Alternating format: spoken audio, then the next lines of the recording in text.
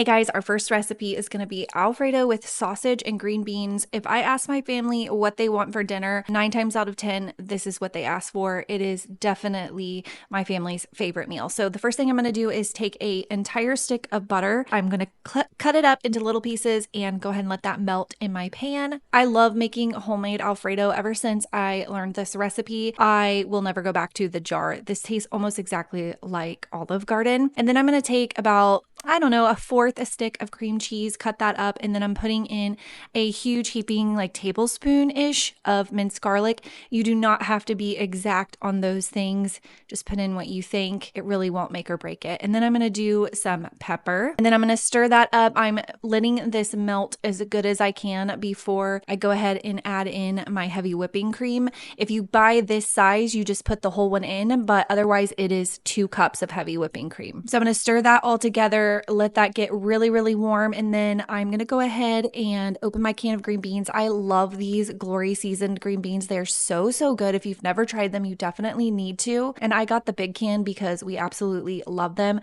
I'm just pouring all the juice in there and everything, and I'm going to go ahead and let those heat up while I cut up my sausage. And of course, I had to give my babies one. They always get the end piece.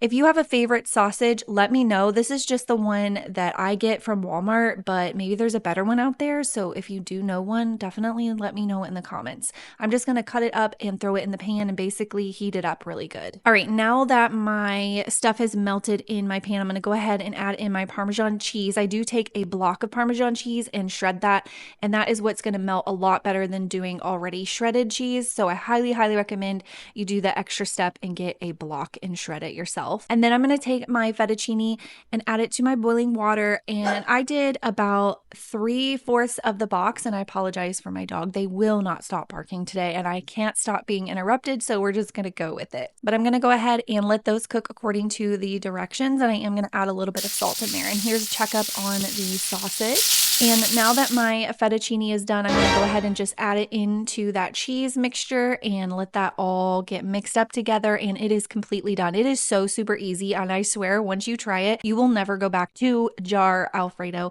It is so, so good. But anyways, I'm plating everything here, and this definitely made my family very happy on this night, and watching it back is making my mouth water. You can go ahead and screenshot this if you want. It might make it easier when you're adding all of the ingredients to your shopping list.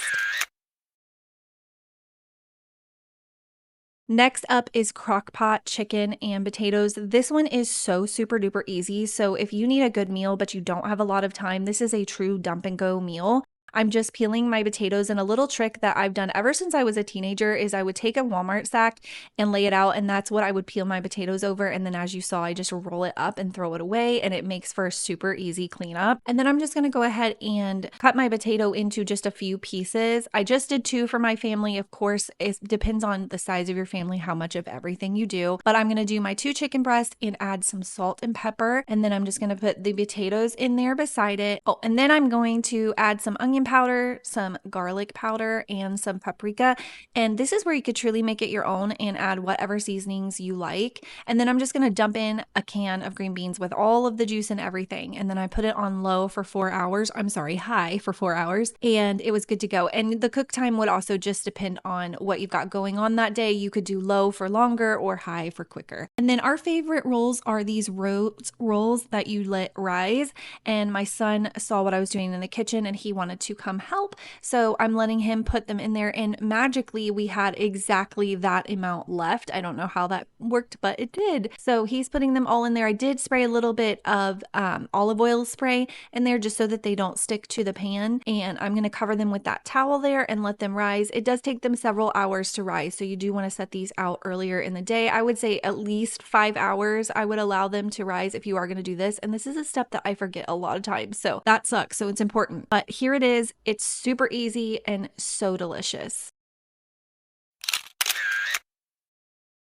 And this meal was garlic chicken, cream corn, and mashed potatoes. I'm just gonna go ahead and start by peeling my potatoes. I wanted to let you guys know that these are just recipes that I make. I don't have a recipe from like Pinterest or anything like that, so I won't be able to list any of that in the description box for you guys. Hopefully you can just follow along. Most of the things that I cook are very much just measure with your heart. I hardly ever have anything that is a precise measurement, but if I do, I definitely let you guys know. But otherwise, it's just measure with your heart. So I hope you can follow along. That's just the style of cooking I do. I am not somebody who likes to follow a recipe. I like to learn a recipe and then memorize it by heart. I'm gonna go ahead and pour in my frozen corn. I added some sugar and I'm adding a little bit of cream cheese. There are a ton of recipes for creamed corn, so you could look that up. I'm also adding in some heavy whipping cream, but again, I'm just measuring with my heart. It works out every single time. I added some pepper here and I'm gonna go ahead and let that start cooking. And while that's cooking, I'm getting my chicken prepared. I'm gonna get out here and cut off all the pieces that look gross to me. You'll have to let me know if you do that too. And then I'm gonna go ahead and split it down the middle to make it thinner so that it will cook faster. And then I'm just cutting it into chunks so that it will all fit in my pan. And I'm gonna go ahead and pour some olive oil into my pan and let that get really, really hot before I put my chicken in. That way it will kind of seal in any juices in the chicken. And I'm gonna put those in the pan and then I'm just going to season them. On this day, I just chose to season it with salt, pepper, and a garlic seasoning that I had just found in my cabinet. But of course, you can season them with anything that you like and truly make it your own. There's tons of different options out there. And if you do have a favorite seasoning, definitely let me know what it is because I'm so open to trying a new one. I feel like I'm kind of getting bored of using the same seasonings, which is typically onion powder, garlic powder, and paprika. So definitely put me on to something new. I need it in my life. And here's what the corn is looking like. Essentially, you're just letting all those ingredients melt together and cook together to get the flavor in the corn. There's really no exact science to it. It's just basically a put in the pot and let it get hot. All right, now for my mashed potatoes, I added a stick of butter and a little bit of cream cheese, and then I had cooked those on the side. They were boiling until they got soft, and then I drained the water out. I'm adding that to the pot. I'm adding some salt and pepper and a little bit of heavy whipping cream. Again, I just measure with my heart, and then I'm just using my potato masher to mash them up pretty good until there's basically no lumps left. But actually, for us, we don't mind a little bit of lumps, but you could spend a little bit more time and make sure that there are absolutely no lumps. But I kind of like a little bit of lumps. You'll have to let me know what you think. And here's my chicken. It is pretty much done. I'm just going to flip it one more time. I love that crispy brown on the edge of the chicken. It is so good and flavorful. But here it is plated. It is absolutely delicious. I love to mix the corn with the mashed potatoes. It's so, so good. I hope you guys enjoyed this and I hope it gave you guys some ideas for your meals this week. If you try any of them, definitely let me know.